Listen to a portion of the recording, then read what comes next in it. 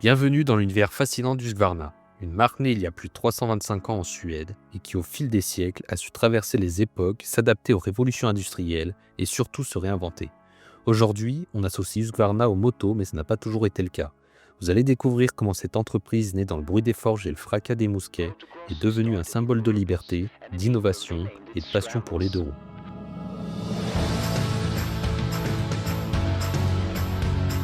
The lightweight and easy to adapt Husqvarna single-cylinder road motorcycles were the popular choice for off-road use.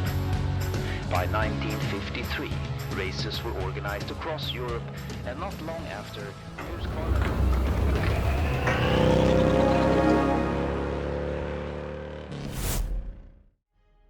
Notre histoire commence en 1689, à une époque où l'Europe est marquée par des guerres incessantes.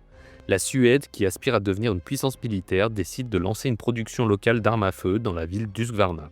Pourquoi cette ville ? C'est tout simple. Elle possède des chutes d'eau qui fournissent l'énergie nécessaire à l'usine.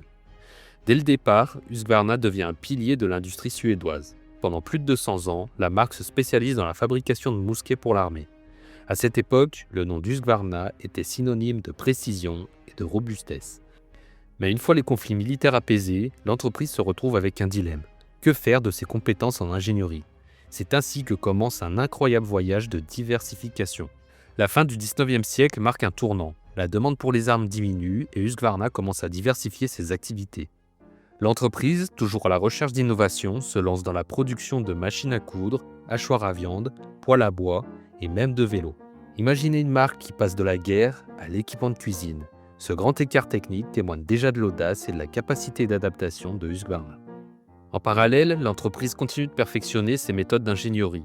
Ses compétences techniques seront déterminantes lorsqu'elle décidera, au début du XXe siècle, de se lancer dans un tout nouveau domaine, la moto.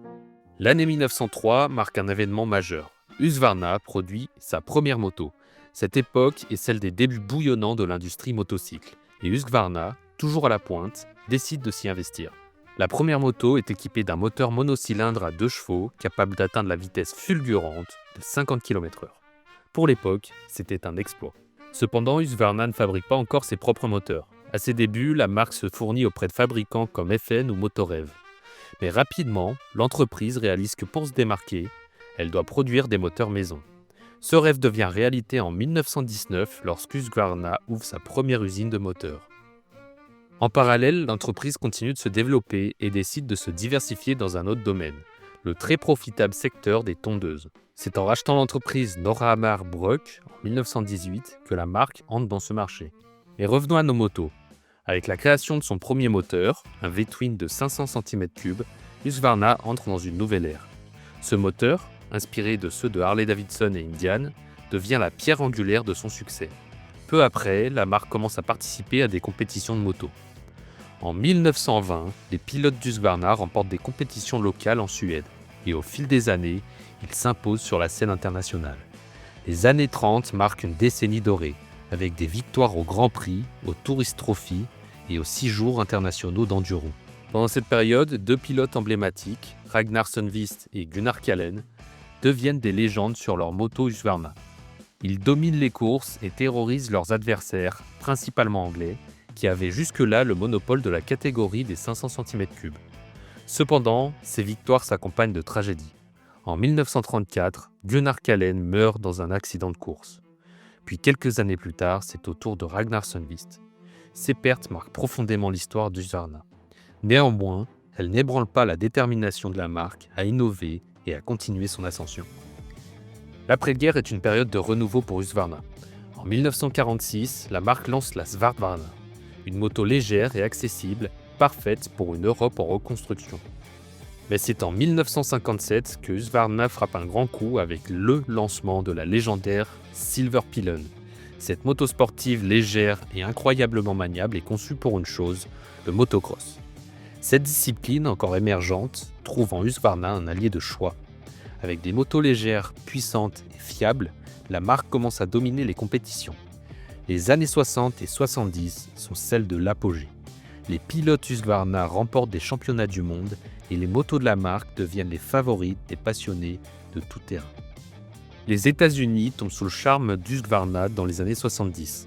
Les motos de la marque séduisent des légendes comme Malcolm Smith et Steve McQueen.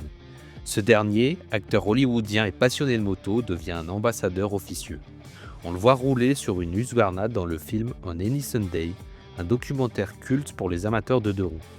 La 400 Cross utilisée par McQueen devient une icône. Les compétitions comme la Baja 1000 où Husqvarna domine renforcent encore davantage la réputation de la marque. Mais l'histoire d'Husqvarna n'est pas qu'une suite de victoires. En 1987, suite à des difficultés financières, la marque est vendue à l'entreprise italienne Cagiva, marquant la fin de l'ère suédoise. Ce changement s'accompagne de défis mais aussi d'opportunités. Husqvarna continue de fabriquer des motos de qualité, mais la compétition devient plus féroce, notamment face à des marques japonaises comme Honda ou Yamaha. En parallèle, des ingénieurs suédois quittent Husqvarna pour fonder Usaberg, une entreprise qui reste fidèle aux racines suédoises. Après un passage sous le giron de BMW et une stratégie hasardeuse, Husqvarna est finalement racheté en 2013 par KTM, le géant autrichien. Sous la direction de Stefan Pierer, KTM décide de redonner à Husqvarna sa gloire d'antan. La production est relocalisée à Mattighofen en Autriche et de nouveaux modèles voient le jour. Les motos Wittpilen et Svartpilen, lancées en 2015, incarnent cette renaissance. Avec leur design épuré et leur performance, elles séduisent un public jeune et urbain, tout en restant fidèles à l'esprit d'innovation de la marque. Aujourd'hui, Husqvarna continue d'innover aussi bien dans le tout-terrain que dans les motos de route. Avec des modèles comme la 701 Enduro et la Svartpilen 701, la marque reste une référence. Et au-delà des motos, Husqvarna incarne une philosophie, celle de toujours repousser les limites, d'oser et de rester fidèle à ses racines. Plus de 3 siècles après sa fondation, Husqvarna est bien plus qu'une marque de moto. C'est un symbole de résilience, d'innovation et de passion. Alors que vous soyez un motard chevronné ou simplement curieux, rappelez-vous que chaque Husqvarna porte en elle une histoire riche, pleine de défis et de victoires. Et il suffit de voir le design expressif des nouvelles Norden, Svartpilen et Wittpilen pour se rendre compte que la marque nous réserve encore de belles surprises. Merci à tous d'avoir regardé la vidéo, n'hésitez pas à mettre un like et à vous abonner, et à aller jeter un œil à notre site moto-slider.com pour retrouver toutes vos pièces au meilleur prix. Portez-vous bien et à très vite.